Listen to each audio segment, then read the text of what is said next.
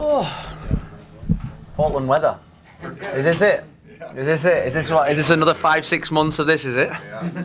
Sunshine tomorrow. You think? Yeah. Oh, ray of, you're my ray of sunshine, Colin. It's Gilet, National Gilet Day today. Do you know? Apparently, that's what they call puffer vests. Oh, is it a puffer vest? Yeah. Yeah. Apparently. I don't know why. But. All right. Thanks for joining us, Phil. Go ahead and just start us off with your thoughts on this weekend's match against Dallas. Yeah. Well, I think we're looking forward to bouncing back. I think there was a lot of emotions coming out of the game on Wednesday. I think when you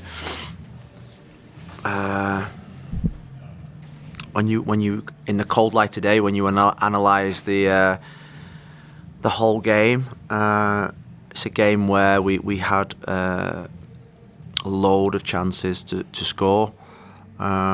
You think about the 16 games we've had at home, you know, that was only our third defeat. So I think, and the goals that we scored at home, I think there was 39 goals we scored at home. So I think my feeling at the end of the game was no different today, that there was probably always going to be one game where our forwards just didn't fire, and it just didn't go for us. We missed an incredible opportunity, I feel, to be up the table. I think that's the biggest disappointment. I think that's why I've been through with the team this morning about the number of goals we've scored from 80 minutes onwards. I think it's something between 14 to 17, give or take 1 or 2 minutes. So, and that's all scored from 80 minutes onwards, where we've kept our composure and we've kept our discipline. And I just felt in the last 10 minutes of the game, the game got ugly, the game got stretched. We were making poor decisions, and I think that was probably the emotion at the end of the game, was that desperation to get them points. Meant that we lost some of what we are about, and I think that's the disappointment. Now we can't sulk around. We've got a big game on Sunday. I'd say that the positive about playing Sunday is two positives, is that we get an extra day's rest, which is crucial. I think there was so many tired teams playing on Wednesday night, and there will be this weekend. Imagine if tomorrow was the game, I think we would probably not be able to pick the team that I want to pick on Sunday. So I think that extra day gives us extra rest.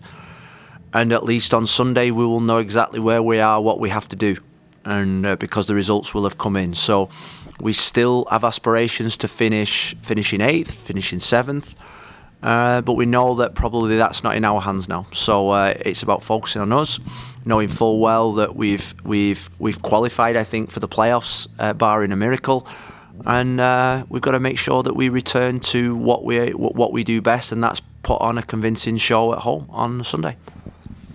Peter Luson's been in charge of FC Dallas for quite some time now, since he took over as interim halfway through the season. Obviously, they're out of the playoff picture, but he's still potentially coaching for the full-time job. Yeah. What's FC Dallas's identity at this point in the season? What will they look to do against you guys? Well, I think what we'll face on Sunday is a similar type of scenario to what we faced against Austin. We faced a team that probably the season was over. And they are incredibly dangerous games. I think if you've watched Austin over the last 3 or 4 games, you probably wouldn't have seen that result coming on Wednesday. And Dallas have got a manager who's done really well, who's fighting for his job, who obviously wants the job at Dallas, I think.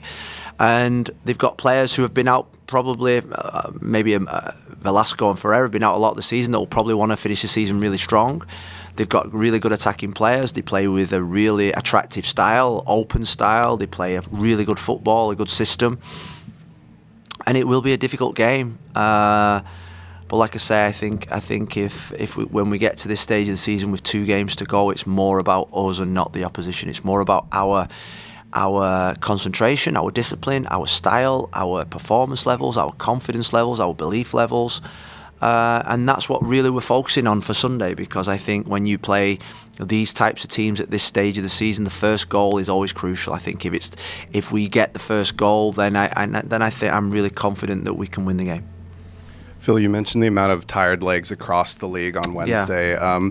Knowing that you guys have a 2-week break after this game on Sunday, how do you manage the minutes of the players who have played so much recently? And do you think that 2-week break is a benefit for you guys, or is it something that could throw rhythm off and something like that? We don't like the 2-week breaks. It just breaks the rhythm of every team. but I think it will mean that we can get some rest. I think apart from Max and Miguel, I think they're the only 2 players that maybe are going away on this break. So we've got everybody back here training, so we can manage that. We can prepare for Seattle game, which is a massive game for the Cascadia Cup. When I talk about tired legs, it's really tired minds, not legs, because the legs aren't tired. It's just the minds that are tired. That's what I said to them this morning. And the mind is a wonderful thing, because you can overcome so much with making sure that you train your mind to make sure that on Sunday, with the extra day's rest, with what's the opportunity that's there in front of us, means that there is no excuse for tiredness. And they can take 5, 6, 7. We can rest them for however long we want after this game. That's what the 2-week break will give us. But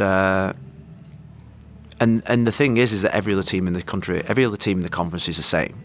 They've all played the same. We've all played the same amount of matches. We've all done the same amount of travel. Maybe we've done a little bit more, but we've had 2 home games this week, so that gives us an advantage. They've had 2 away games this week. That gives us an advantage. So we hope that swells the pendulum in our favour. Hi, Coach. Just 2 player availability questions. The first one, just Mason Toy. Earlier, you said that he was the timeline. He's probably going to be back around decision day. Has that timeline changed in any way? And also, Finn Sermon was in the team on Wednesday. Is there a possibility that he could get some T2 minutes this weekend? No.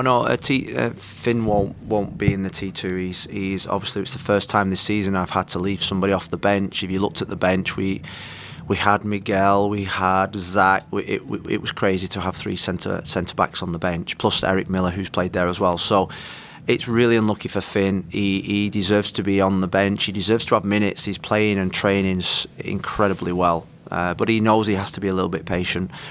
I think with Mason, he's making, from the injury that he had, and bearing in mind that it was an injury that occurred in a situation where he didn't even get the foul.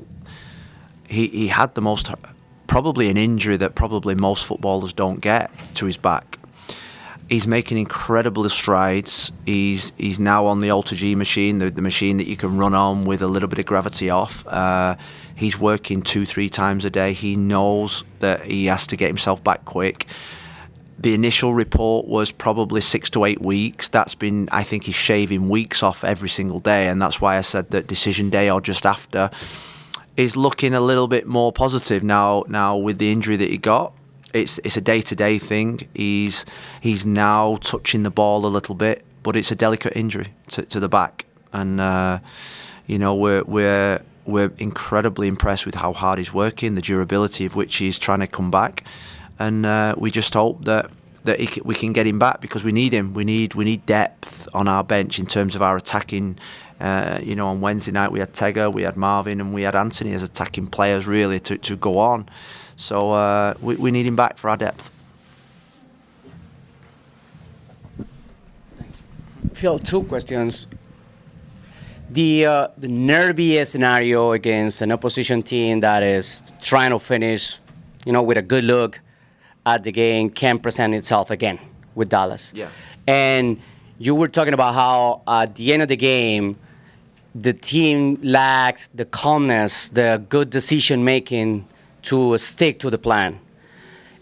With that scenario again presented, which players should be the ones dictating this, demanding this? Because it may be hard from the sideline to get that spirit inside at that time of the game. Yeah, well, I think, you could say, we're looking at Diego Chara, but Diego Chara wasn't on the field. You're looking at Chara because he's the captain, but I think every single player should know that in the last 20 minutes. And what I was really strong on with the group this morning, I went through the amount of goals that we scored from 80 minutes onwards. Same players, same team, same scenarios, 3-0 down, 2-0 down, 2-1 down, 2-2 against Minnesota. Is that same players, same situations. We've just got to make better decisions. And, I think there was a couple of decisions where, for instance, Evander kicks it 40, 50 yards and the keeper just comes out and collects it. That's That's not what we're about. That's not our identity. That's not the identity and quality of the player. It's playing a little bit higher up. It's making sure that we get the ball wide. We switch of play. We take the extra pass. We believe and trust what we've done in the past. And I think that's really was my frustration at the end of the game is that they went off the script. They went off what they've done. They went off what we believe in. They went off what really this team has done all year. 17 goals scored from 80 minutes onwards is an incredible stat. And I think in those situations, what you do, you think of golfers, you think of tennis players, when you hit that critical moment in seasons, in tournaments, in games, you fall back on your default, which is trust the plan, trust your practice, trust what we've been teaching you, trust what we've done. And what we've done is we've scored late goals. Now it was that kind of night where you just felt that every shot went straight at the keeper. Every shot that was parried went out of play. Every decision, half decision, seemed to go their way. And that's no excuse, but you get nights like that. And so to answer your question, who am I looking for? I'm looking for every single player on that pitch to believe and trust in what we're doing. Believe in the plan, trust the plan, execute the plan.